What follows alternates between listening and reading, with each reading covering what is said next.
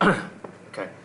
Hi everyone. I'm first up. So my topic today is going to be my entire journey for the last, I would say, 12 months or 18 months. We're migrating a massive XM build from IaaS to Azure PaaS. Click.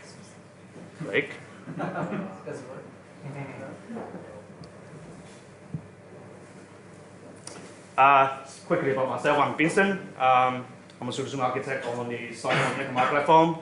I work in Azure Australia.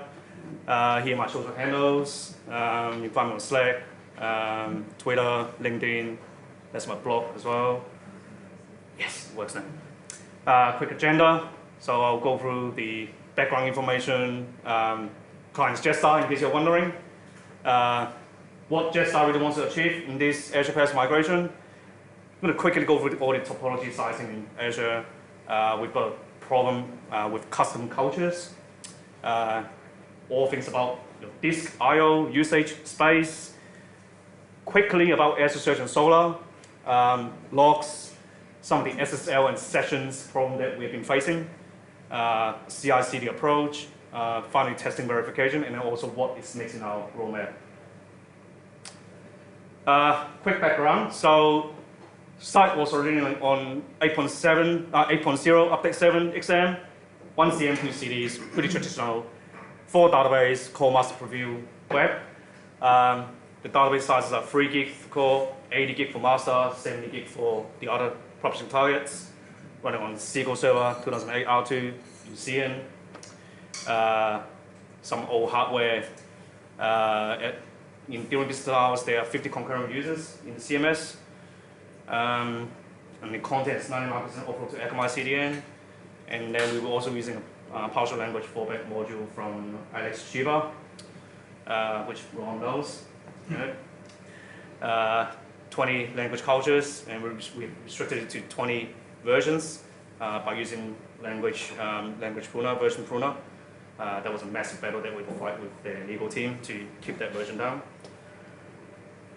And then next, we upgraded to 8.2 update 3, which unlocked us to use the publishing service instance. So publishing becomes, using SQL bulk query rather than on every single item now. Speeds up a lot.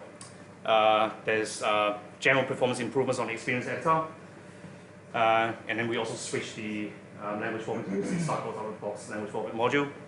And obviously changing the RC container to use Sitecore's Microsoft dependency injection instead. So after we've done that, there were some pretty glowing feedback from the client. So the feedback was, the CMS is definitely faster. We used to log support ticket with you because it was running too slow. You had to restart IaaS. But now, yeah, it's still slow, but we don't bother doing that anymore. So that's a big win. So because upgrading to 8.2 has unlocked us the potential to migrate to Azure PaaS, this is what Jetstar really wants to achieve. They want the flexibility to scale their content deliveries, general performance improvement for CMS users, cutting costs, because everyone thinks going to the cloud will cut costs for some reason. Obviously, taking advantage of the PaaS for the region resilience. Immutable environments on demand. I'll touch on that a little bit later. DRHA type scenarios, it's meant to be easier. And then also fully automated environments provisioning, they want to achieve that in the shortest time frame possible as well.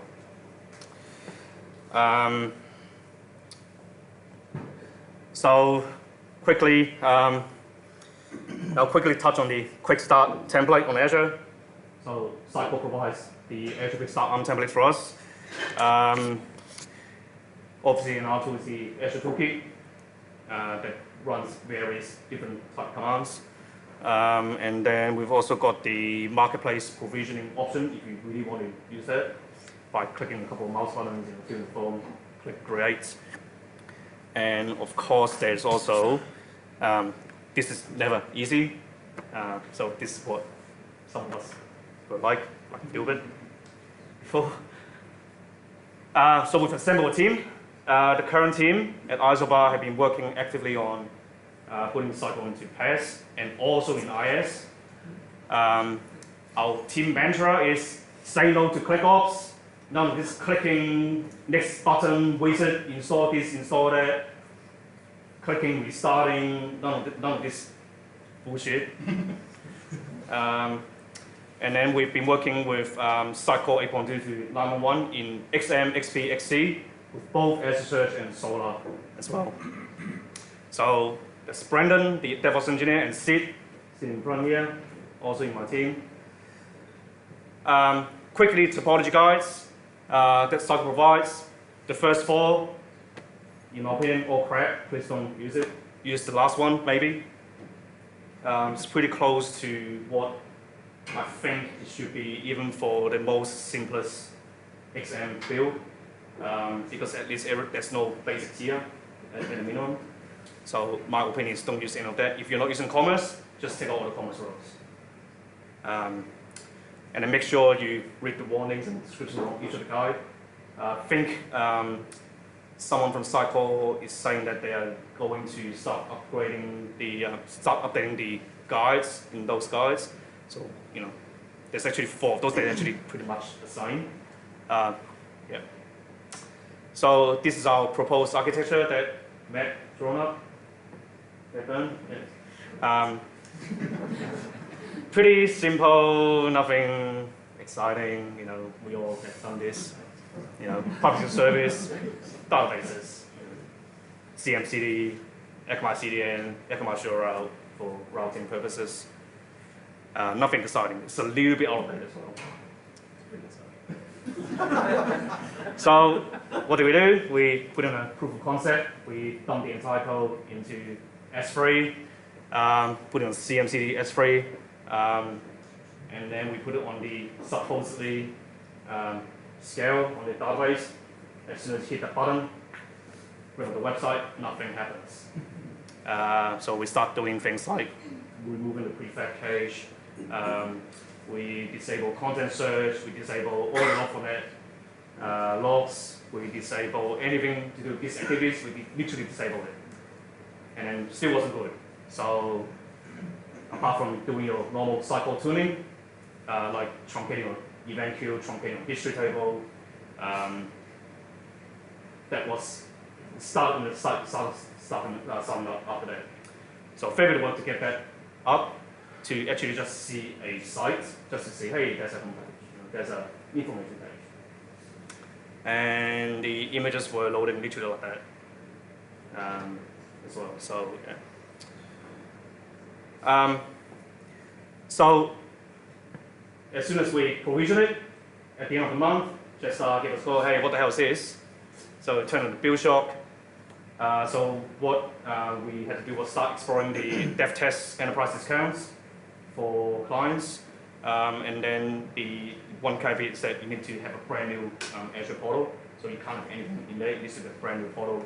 You click on the tick box that says dev test and create. And obviously Visual Studio professional or enterprise subscription users actually using that all the resources in there. Yeah, make sure you engage their clients' union agreement with Microsoft. Make sure they are totally on it. For some VMs, some resources you can actually pay. So pay for a year, 3 years, 5 years, and get more discounts on top of dev tests. And then there's also grouping of resources. And then everyone's asking, just like that comic over there, better turn off your cloud instances somehow. So this is what we are sort of doing at the moment. This is what our plan is. So for production and then the environment directly below production, which is supposed to be like-for-like production environment. Obviously use the premium app service plans because it costs exactly the same as the standard. So why wouldn't you, apart from dev test discount? Isolate only your web database, your content delivery, XConnect collection, marketing automation operations in one group. Reference data service, isolate that. And commerce shop, isolate that as well on its own. And then group all the other roles wherever possible together. And then also group appropriate databases into Elastic Pool. So I would say probably the forms, and core and master database can be grouped together. A lot of the XConnect stuff can probably be grouped together. So that's just an example. In dev test, we go really, really aggressive in dev test. So we group all commerce roles in one hosting plan. We group identity server, CM/CD, reporting processing, and Cortex into one hosting plan. And you group XConnect, all the marketing roles into one, and you group every single database together into a 300 DTU or 200 DTU elastic pool. And obviously run everything on S3 to codify for dev tests. Don't forget to test this yourself because every client have different requirements, so make sure you test it out. So it's just a suggestion, but yeah, just make sure you test it out. So by us clicking around the sites, Jetstar basically serves a lot of expats out of Southeast Asia regions like Thailand, Indonesia, Vietnam, and also Japan. So there are actually English sites in those countries as well. So back in the day when we were on IaaS or on VMs, you would install this little module that changes the registry to add cultures and everything in there. In Azure Web Apps, that's a no because it always is totally locked down, so you can't do it. Basically the same list of languages as you would in web apps compared to your Windows 10 machine. It's exactly the same list. So these are the Jetstar's custom cultures, as I said before. So we said, oh, okay, we're screwed then. We can't use PaaS anymore, we're screwed. What are we going to do? So I was busy with something else, so I told the client, say, oh, we just hit a roadblock, we're screwed. Well, I didn't say we're screwed, but yeah, just hit a roadblock. I'm going to sleep on it for a little bit. So I got busy for around 2 weeks doing some other stuff. Still work. Just in case you're running, yep, still work. And then one day a light bulb moment came into me. So I've realized that all the language URLs in Sitecore always has some sort of language parameter in there. So one example is the media library with the LA. Pre-string parameters. Item service APIs also has a language sc_lang, which JS is heavily used. Just generic URLs when you've got always embed language in your website link provider settings. And then also custom web API or MVC browse that you also embed the language in there. So the solution is to find a culture that is not used in the application. There's like, I don't know, there's like 300-400 cultures. So unless you're running on Wikipedia, then this should be okay for you. And then we URL rewrite to all the different cultures to solve this problem. So this is our URL rewriting map from Vietnam English to South Africa English, Japan English to Jamaica English, and Thai into Zimbabwe English. So the next challenge doing that is, this is how we're doing it in the language mapping field, and this is the URL rewriting rules that we've done. And then we also add additional URL rewriting logic for the item service APIs or any web APIs that are required. We've even done things like, you've got a language coding from / your custom API service route that actually stopped working in 8.2.7 for one of the strict language thing that Sitecore has introduced as a feature. So that stopped working now in some ways. So we had to do a URL rewrite, append it to an sc_lang as a creation parameter. So that all works. So that's our rewrite map. I just spoke about that 8.2.7 problem. Didn't service until 8.2.7. So, and then obviously to change your general link provider to map all those custom cultures with the fake cultures. So you still produce a URL that is ENJP or ENVN for English Vietnamese. Yeah. And then we also enhance the language drop-down list in the content editor to give them a bit more context to what it is, so that you can see Japan English goes to English Jamaica, and so on and so on. It's just to make sure that people understand that this is a custom culture and it's not a real culture. You don't want to get mixed up. Next thing is you have to find a way to override all your currency formatting and numerical formatting. So this is the list on your Windows 10 control panel region settings. Basically, to find a way to override every single one of these guys in here. So you generate a new culture, and then you say, yep, this is how we're going to do numerical formatting, this is how we're going to do currency formatting. So for Jetstar Vietnamese dong, instead of the numeric value and the dong symbol at the end, it's actually VND in front, and then the dot value for the Vietnamese English culture. Next thing, we hit another problem with some other cultures not taking the Gregorian calendar as default calendar. So example is Thai.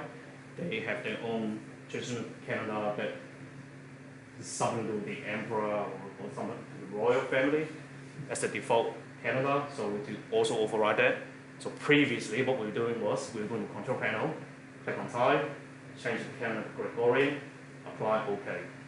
So we can't do that anymore. So we have to override it in Sitecore as well. So big task, how do we migrate this? So go straight into the database. We're not going to waste time. So go through the database, look at every single table to see, change the culture from ENJP to ENJM, do a massive update query for all the tables that you can find. After that, rebuild content search index, link database, and then regenerate all the dictionary files. We had to do a content freeze. So we did this task at a really, really quiet time, make sure there was no sales, make sure there was no, really, really low traffic.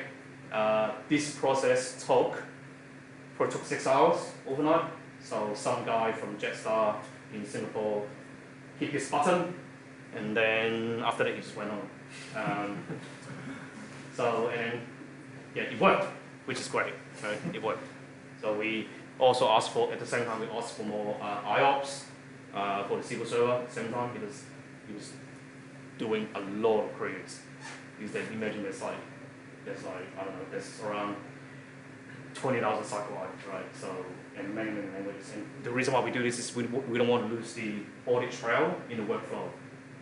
Audit trail in the history table, because they have to turn on, they want to pinpoint who did what at what time as a content editor. So I changed this title of this page on this back time. You can't lose that. So it's a legal requirement as well. So yeah, so that was a big task. Next thing, I'll talk about disk storage.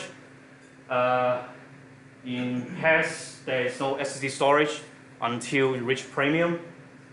And this IO utilization is really, really low, so really, really slow disk. You can't, writing a log file out, it's going to slow down the app. Writing all the diagnostic files is going to slow down the app. Media cache, that is a massive killer, especially when you don't have SSD hard drive. This space is also really tricky to manage. Before Christmas, S3 only had 10 GB of space, now we've got 50. If you use staging slots to deploy for Blue-Green, you're going to lose all that cache or files that have been generated. And then also, all the, it gets out of control sometimes. When you generate all these files, logs and all that, it can get really, really out of control. You run out of disk space. When you run out of disk space, you're in trouble. You cannot add more disk space to a web app. It's not going to happen. And then obviously, you've got all the box agents that will clean up all of those files as well in those temporary directories, which means more disk IO operations. And then also, some clients, for some reason, they just want to back up the web app for some reason, another operation overhead. So we don't want to do any of that, right? So if you use the Dianoda tool from Camp Fiji, you'll notice how heavy, CPU intensive heavy that thing is to downsize all the images and save it to media cache. It's pretty intensive, especially when you've got no media cache and you're working on a responsive website and then someone starts clicking on the size of the browser and you like loading images and look at different breakpoints, and then yeah, your website will grind to a halt. So this guy, Per Osbeck from Sweden, has written a blob storage provider for media cache to offload every single of those media cache into Azure Blob Storage. So obviously, make sure you provision a premium or standard pod tier on the blob storage, which is SSD hard drives. The good thing is that Jetstar uses Akamai Image Manager for all the image optimization, which means we haven't finished doing it yet, but we are looking at doing this. Is that all your resize parameters in the images, when Akamai sees it, when Akamai grabs it at the first go, it's going to drop all those, and you'll get the full original image, and all the croppings will be done on the CDN rather than on your web application. So the cache key of that is extremely long with the revision ID in there. So you need to serve that image up once to Akamai, and then you will hold on to that cache for a very long time, and the resizing takes place at the edge. So we don't have to worry about that for Jetstar for now. Another thing that we've done is we put Akamai CDN in front of the CM instance as well to offload more static assets. Again, the media libraries, we only want the web app to be doing real things like saving, deleting items, deleting things. We don't want the application to serve all the fancy ribbons, the experience editor. We don't want it to load any of the Steve JavaScript. We don't want to load any of this stuff. So all of those is 100% offload to Akamai Cloud, and it provides another acceleration out to the users as well. So I've got a blog post on how I've done it. If you want to do it, feel free, jump on it, follow the steps, you can get it done. So other files that I've seen that are generated from Sitecore, diagnostics. Sitecore support sometimes will ask for it. Packages when you do a design, packaging with designer, when you want to design a package. Or the serialization, you want to serialize a tree, uploads to the media library, when someone uploads a PDF, etc. Obviously, icon cache. The status files generated from update installation wizard. So it tells you whether it's successful or not, how many files, the results. Performance counters, which is now in Application Insight for 9.1 and above. So yeah, I think we all need help. Shout out to the community to give everyone a hand to, let's all work on something to put all of this into blob storage. Yeah. So next topic, quickly touch on Azure Search and Solar. A lot of you are pretty well versed with Solar in here already, so I'm not going to go too much into detail. Just a quick note. Continuous work is required to stay below the 1,000 field limit. For a SSA website out of the box, you are almost hitting it when you're just installing just SSA on top. It's very close to be hitting it, so you have to continuously tune your Azure search fields and start removing things that you actually do not need. SLE is only available on standard with 2 or more replicas, so something to keep in mind. Whatever Sitecore, Azure, Quickstart Template provision for you, you have no SLA, even on the largest plan. So something to keep in mind. Is there anyone using Azure Search on Experience Commerce? Is that possible? I'm guessing yes, but why would you? Some restrictions on Azure Search is in that link over there. Have a look. Please don't set creator because we all know that we all use Solar. So Solar for Jetstar, the reason why we had to use Solar for Jetstar was because we need a like-for-like guaranteed search result, guaranteed search features from Lucian. We have got a large team of developers both in Isobar, at Jetstar, at Qantas. Those teams are starting to spin up as well. So if everyone has an Azure Search subscription, that's going to be really, really expensive. A lot of custom search indexes. Don't forget there's 20 languages, a large content tree, 20 versions per language as well. We upgraded Sitecore to 8.2.7 to take advantage of 6.3 because I don't want to work on a version 9 project or someone needs to provision not version 9 project, all of a sudden I have to worry about another version of Solar. So we want to restrict the version of Solar that we need to worry about. So it makes sense for everyone to go to 827. Even though we are not on Sitecore line, but we're using SIF for every single sort of task that we think of. Everything's done by SIF. Something to keep in mind, the out-of-the-box schema does not support all languages. For Jetstar, it was Vietnamese and Thai, so to give you a couple of schema changes, just adding those languages in there. Quickly. Yeah. So, our developer setup. So, Mark Cassidy has posted a script for us to use to install OpenJDK. So I think a couple of us at work have been hit by the Java apocalypse problem on our machines and also on our VMs on Azure. And Solar has pretty much stopped functioning for us altogether. So we need to change it. So that's how we do it for both 663 and 721. It works for both. So check it out. Another thing that we are doing is that, especially on my machine, because I'm working on multi-version of Sitecore, multi-version of Solar, I've decided to change the standard port and then change it to the version number instead. So 8663, 8721 rather than 8983. Clear convention for all the core names and rebuild cores. So project name, Sitecore version, the skill. If it is experienced platform, experienced commerce, put that version in there as well. The environment, so dev, test, production, and then the final name, and then the rebuild core at the end. So it's a very long name, so that you can run as many projects as you want in Solar, on your own copy of Solar. Sometimes you might have to download the entire index from production to your machine for debugging purpose or whatever it is that you're trying to do. For SSA, there's a SIF task that have been extended to also modify your schema. So check it out. So you just have to go SIF, run this task, and you will also modify your menu schema. So pretty handy, running modifying by hand. And then Solar on Azure. So a couple of things.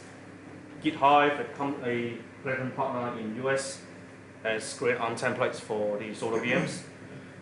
Check it out. Linux, Windows should not matter. The way we are doing it is we install VSTS agent on the box, and then we're using the Azure DevOps to build, host the agents, build the calls, and then we find a way using the VSTS agent, drop it into the box, and then you run another SIF command to create the calls on the box as well. So that allows you to achieve a full continuous integration approach with Solar. No one touching anything. Again, say no to ClickOps.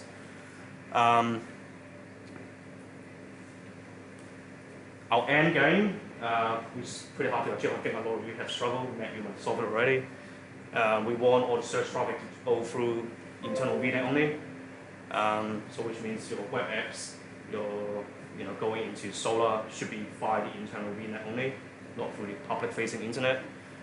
Solar connection is SSL only with a proper hosting, so we don't want to run into any TLS trust issues because we all know how sensitive Explanet is. And then obviously we should also do basic authentication with the username, code, and password, and the Solar address. We should all do that. Configurations available for every single thing you can think of.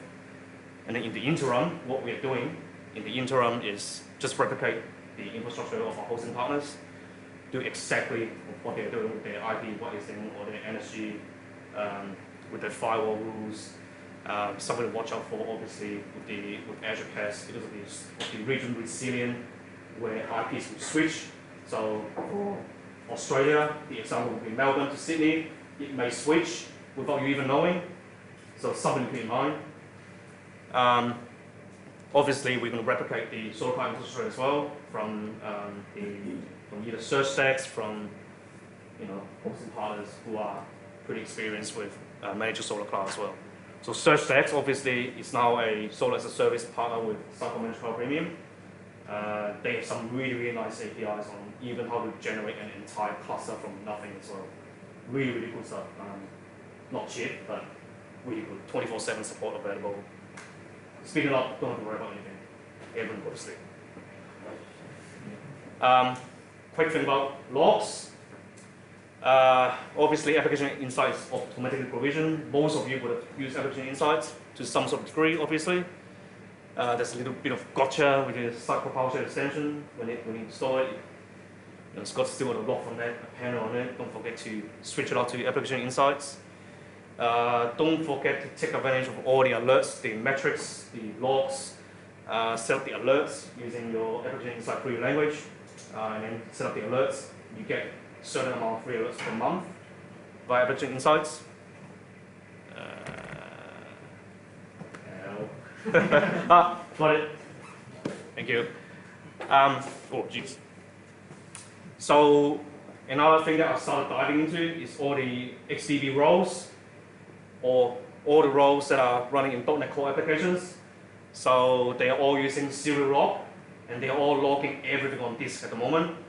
So the way around it is to install a serial log application sync, application insight sync. So you'll ship all the logs out to application insights, because when you're doing your blue-green deployments on those particular roles, you can lose all of those log files. So be very careful. So that's definitely a highly recommended thing that we should all be doing. And these are some of the roles that I've, including public service as well.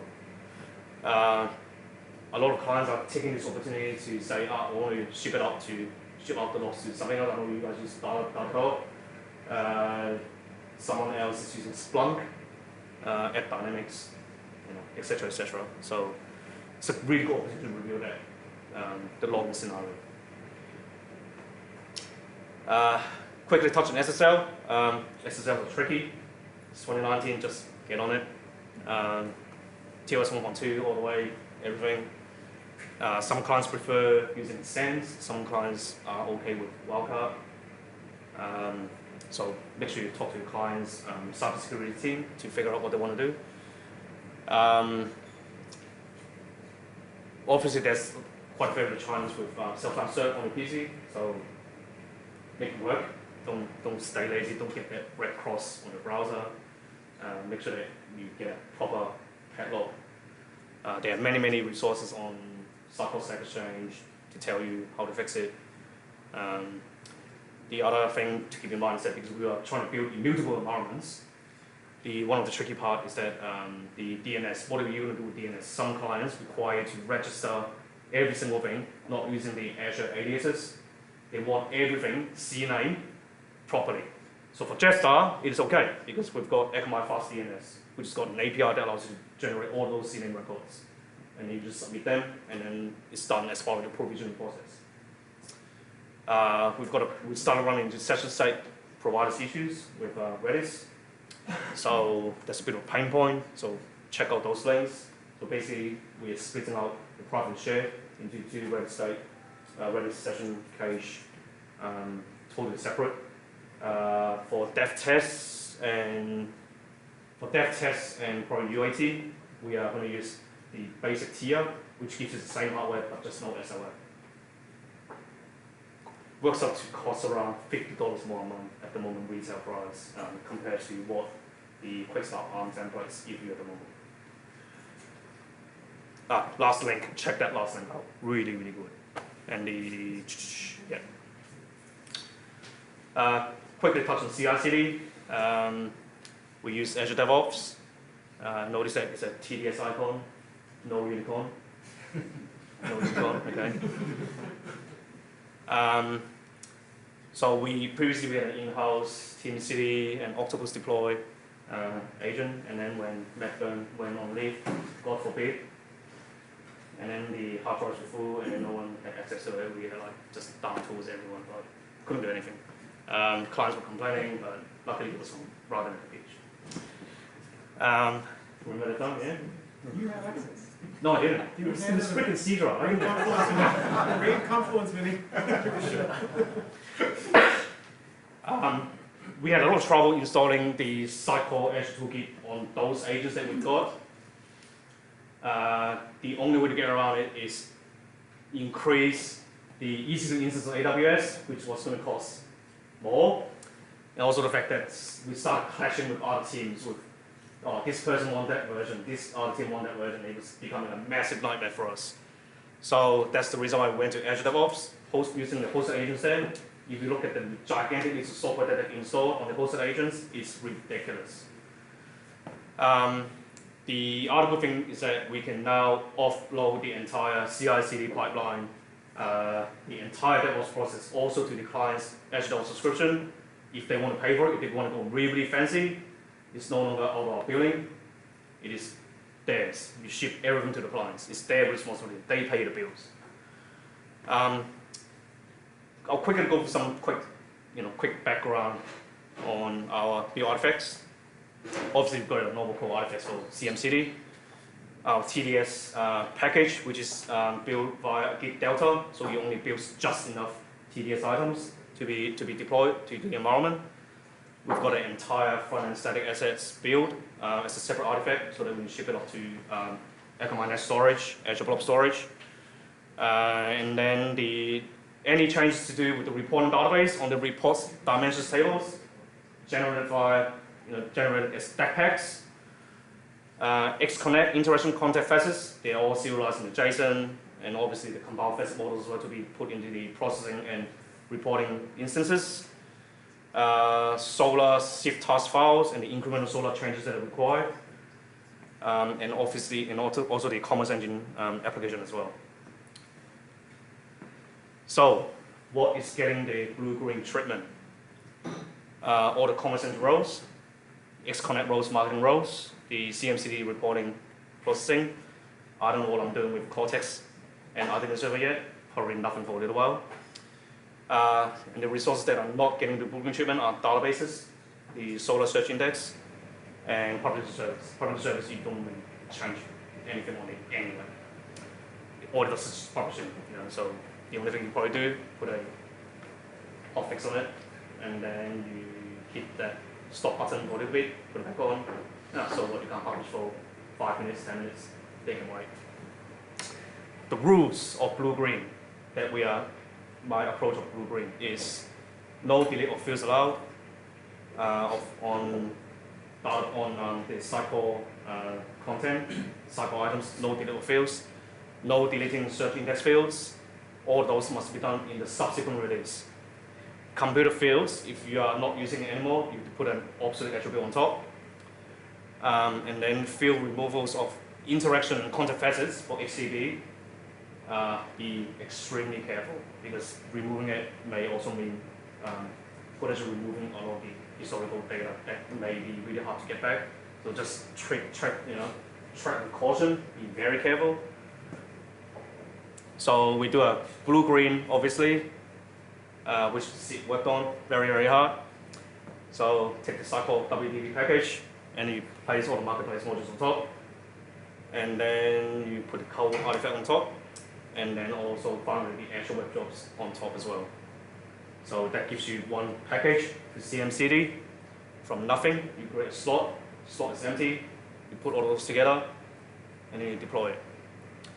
We also have, Sid has also made a thing to do some final controls on which modules should have database changes in it. And then also we use the Sitecore Extensions Web API to trigger certain tasks at different points of the release as well. So you have a full, no hands, automated. Yeah.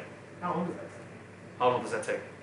How long does that take? I don't remember. If it's without databases, it can take about 10 minutes. Without database? Yeah, without database. So the way we tested it was we used the premium, because who has time, use the premium tier for SD hard drive. So I believe standard will be slower, basic even slower. So just something to keep in mind. Also depends on how many packages you have. Yeah, so depends on how big your MFI packages as well. And also depending on how busy your current these IO usages as well, because all the resources are shared in the same hosting plan, so just remember that as well. So that's why if you plan your releases, sort of the way I'm planning my releases at the moment, my theory is, let's just say, oh, we've got a production release on Wednesday because everyone starts work at 9:30. So ideally you should have all of this stuff done by around 9, and then your automated test is being triggered at 9 to the same slots. By the time people arrive work, grab their cup of tea and coffee, chit chat at the water cooler, come back to the desk, you'll be around 9:45. So by 9:45, production deployment complete. With Sitecore PaaS extensions to do a lot of bulk content pages required. Needs to do, let's say I need to delete this thing, I need to delete that thing. That's done through there. Change all the file layouts, renderings, pain in the ass. Run has done many of those. Massive pain in the ass. But then, get all of that to be done all automatically. No one touches deployment. So the deployment process flow is, first, we're going to put all the front static assets to blob storage. Second is you do the database deployments, SQL database deployments for your reporting database. And after that, you deploy your changes required to mark all the XDB roles. If required, then you do the solo changes. After that, if you think this is wrong, please shout out right now. This could be wrong. I'm about to embark this entire journey. And then after you deploy the Sitecore Commerce Engine roles, and then after that CMCD, and then we run the predetermined Sitecore PowerShell scripts before TDS package installation, if required, and then maybe run it again, another totally different task after, and then you publish all the changes to target database, and you run, and then you do the slot switch. So switch from staging to production, you switch, and then run more PowerShell scripts after the swap if required. So this is what it looks like if you do not have 17 parallel agents running all at the same time to switch all the slots, because it gets really expensive. So again, please shout out if you think this is wrong. So first we'll do the marketing operation disconnect roles first. So we swap all those. We swap processing reporting after that. We bootstrap the commerce engine from the DevOps staging slot. And then after that, we swap all the commerce roles.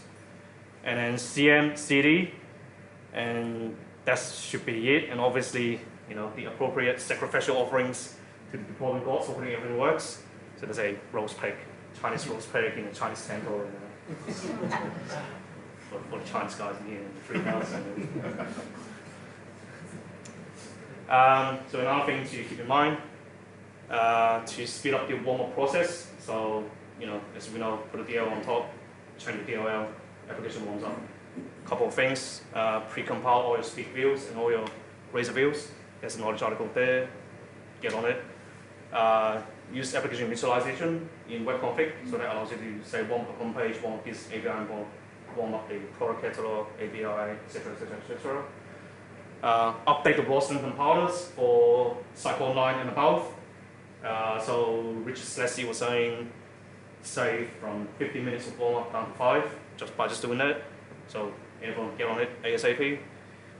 There's also a problem with scale at the moment, so there's a feedback on user voice. So can everyone please vote on this? It is a big problem. We can't scale up right now because all the traffic, traffic is actually going into those instances that are actually not ready. So everyone please vote. I put a tweet and a LinkedIn post. It went from 72 up to 115. So there's how many of us a year? There's like 40 of us. Hopefully we get to like 160. So next thing I want to talk about is how do we test the IaaS and the PaaS environment for Jetstar. So we obviously going to continuously integrate and continuously deploy to the Azure PaaS environment alongside with IaaS because business needs to keep running. So there's more and more features, more bug fixes going up to the current environment. At the same time, when that goes in production, we also release all of that into PaaS as well at the same time. We use Hedgehog Reso to run every hour to sync all the latest contents on every hour using history table operation. So we get the latest hour, we run it every hour, so every hour it syncs just the 1 hour of content changes from IaaS into PaaS. We also have fully automated regression testing, visual comparisons to compare both IaaS and PaaS, making sure that it's a like-for-like comparison. Everything, it should be exactly the same. Some of the challenges that we faced, the 80 gig database, 80 gig plus 70 gig database were a massive challenge to run on SQL migration from a normal SQL Server backup file into a backpack file. the way we got around it was we found a found machine lying around somewhere, a dev machine that someone just left. So it was a dev spec machine. So we got IT to re-image the entire machine with just Windows, and then with the install the SQL migration tool on top. And then we had this machine plugged in.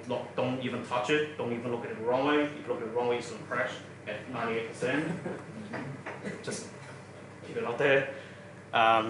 Obviously, our fast file connection as well. So make sure that it is not your own machine, even if you might have a crazy gaming spec machine.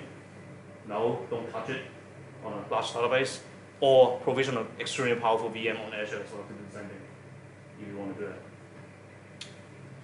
that. Excuse me. Next thing, load testing with JMeter project. First, we want to baseline test with just Sitecore Betty. Everyone knows what Sitecore Betty is? Sitecore Betty? You know, when you go vanilla install Sitecore, there's a lady top right hand corner. Her name is Betty. No, I did not stalk. No, that's the real thing. So, no. Her name is Betty, right? So we want to just run that with our production environment, just to see how much load you can take as a baseline. Obviously, if you're expecting a certain load and then the hardware is not going to hold up to it on a blank website, if it's not going to hold, your client's website is not going to hold either. And then because it's 100%, 99% offload to Akamai, we would, when we record the JMeter session, we're going to exclude all the static access, all the media libraries, we're going to exclude all that. And then you simulate the different traffic periods and patterns, and try to run the load test and see how it goes. And then the next load test is literally stress out the environment, and then hopefully brings out a lot of code smells at the same time. To test experience commerce, Ray, trained from Sitecore, has written a nice article how to test the add to cart. Have a look. And then this load testing suite, we're going to use it to continuously test every probably once a month at a minimum. For Jetstar, we're going to keep testing this every sort of spin up an immutable environment, load your showcase content on it, test it. So yeah, so that's what we are aiming to achieve with the immutable environments. So we want to make sure that no one introduces like code smell or anything like that. So what's next with Brendan and myself looking at all of this as well?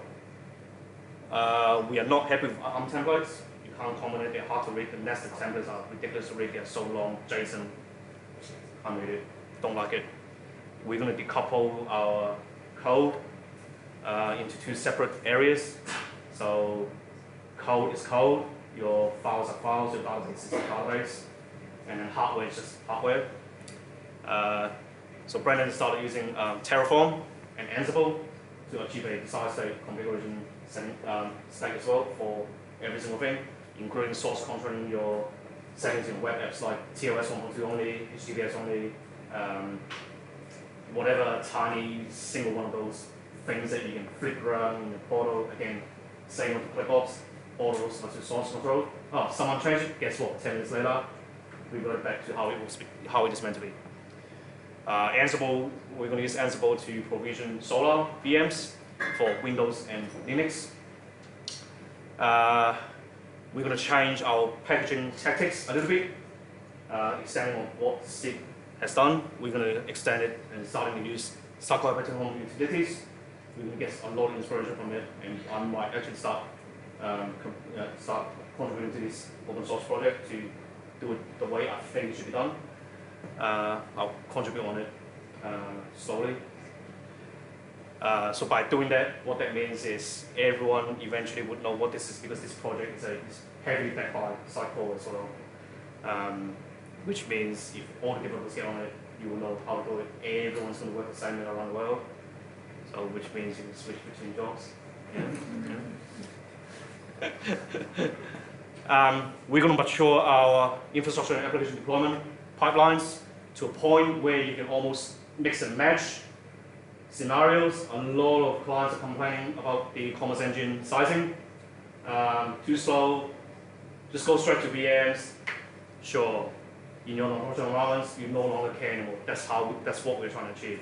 In your dev test, you do VMs to speed things up, and then in your stage pre-prod, UAT, production, then you may want to switch back to PaaS.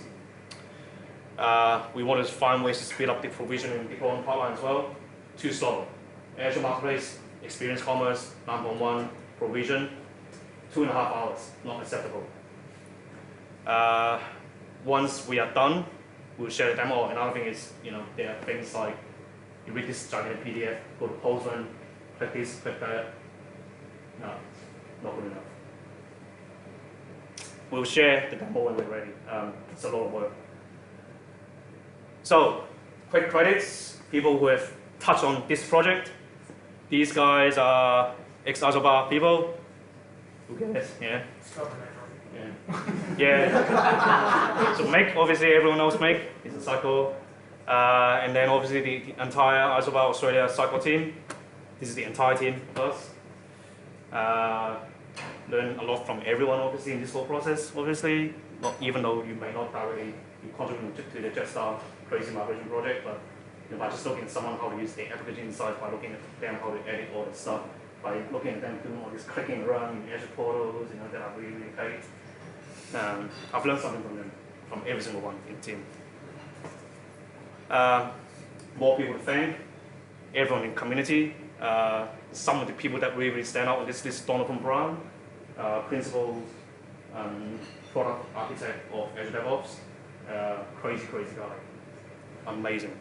Obviously, Bess Litton, he can spin up from nothing to a full PaaS environment, XP scale, with a client project on it, 20 minutes. So I'll be interested to see what he's doing. Top 3 guy, they're Australians, so that's why I'm putting them on top first. Yeah. Obviously, Ray as well from Sitecore, Atif from Sitecore. So, thank you. Any questions?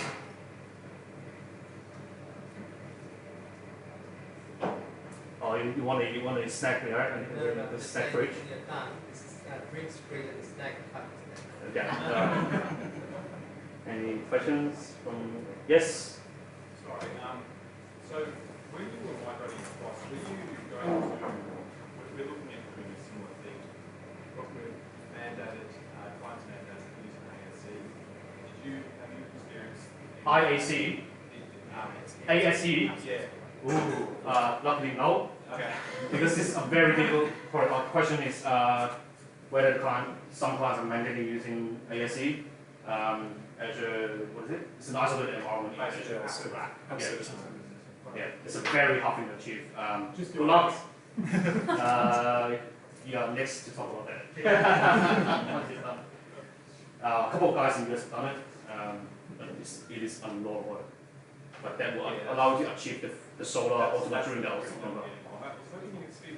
No, sorry. It's almost like a dedicated project on its own. Have you done it, Matt? We tried, we gave up, we used IaaS. Yeah, so see, just tell the client. Just tell the client, they gave up. So, any more questions? Yes. Not a question.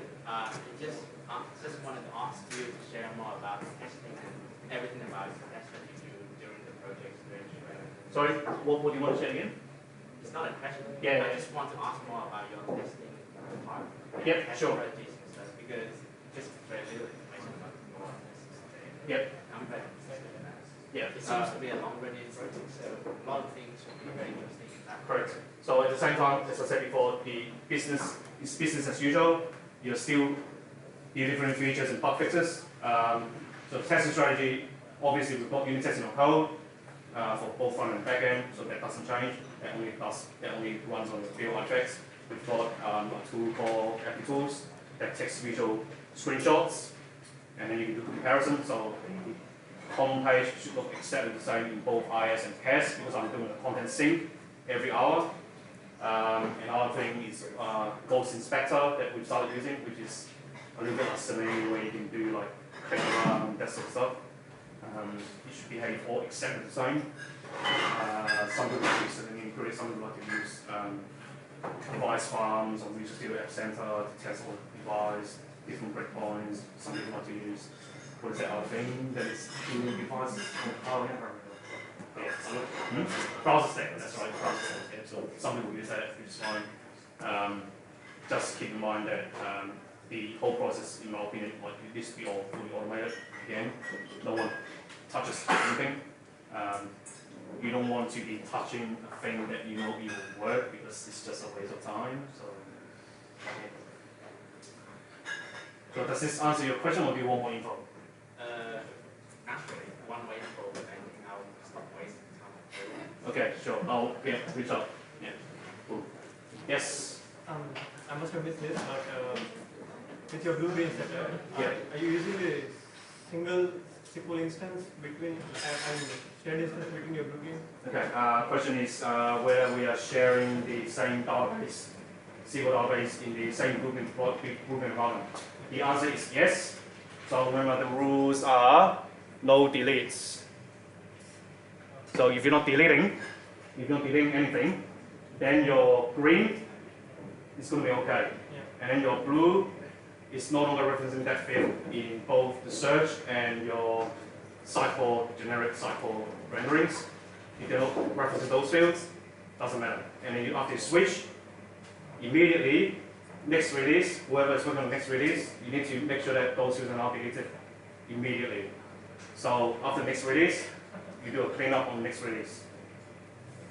So you have to organize, make sure you organize your errors running at all these days, so make sure you organize your sprints with that, write up your tickets to handle that delete part. That's the first thing immediately in the next sprint. That should be your first task. Every time you do it. So if you want to do a delete, yeah, so you build a feature that's this banner, now we're not doing this text anymore, as an example. You deliver it, you should have another ticket that associates to that and say delete the text field. So immediately put that into this bucket on top on the next sprint to work on that immediately. So before your sprint planning even starts, that should already be done. That's how I would treat that. Yeah. It requires a bit of, you need to organize the team. So we don't want to ruin out it, because what we want to do is we want to push onto production as often as possible. When it's done, out it goes straight away. There's no waiting, none of that. Too slow. It needs to be fast. Yeah. Cool. Yes. Does your deployment process include options to do database modifications? So if you've done it, if you want to modify the content to match the new data structure, you change the name of the cycle item, or you moved it or something. Where do you put your change scripts? Yep. Cool. So the question is, where do you change your content if you rename something? If you want to change the content, your blue and your green is now mismatching. So that's the question. I'll go back to this slide here. So let's just say if you're not doing a template change, you do a template change, you will change in TDS, obviously. So be very careful. Be very careful with the TDS if you want to rename something. You should be actually creating a new field and then deleting it subsequently later on. All right? If you want to do a content change, so to get the content to work, what we do is, in that scenario, we'll use the Sitecore PowerShell extensions. As part of the deployment process, you'll run that PowerShell script to copy content from the old field to the new field as well, so your blue and green are still correct. And then after that, again, the next release, then you delete it. Yeah. So again, it needs a lot of discipline to do it properly, really strict code reviews to make sure that no one breaks anything to the blue-green. You should be testing the blue-green process in your killer environment, particularly for the scenario like we just described, because immediately that should break. If someone breaks something, that should break. So yeah, so just really stringent on these set of rules. You must follow the rules. So what was the use case where you're saying S3 wasn't the picture storage? And I was trying to rationale between Azure and S3. No, yes. Oh, so standard 3. Yeah. It's actually standard free. Oh, okay, right. It's not S3 AWS, it's standard free Oh, okay. on Azure. Right. Yeah, bad naming Azure fault because they came after. Yes, okay. Any more questions? I hope everyone has learned stuff. I know you guys are doing a lot on this already. Most of you have done it maybe many times. Again, if you think I'm doing something wrong, please shout out and tell me. Yeah. Thank you.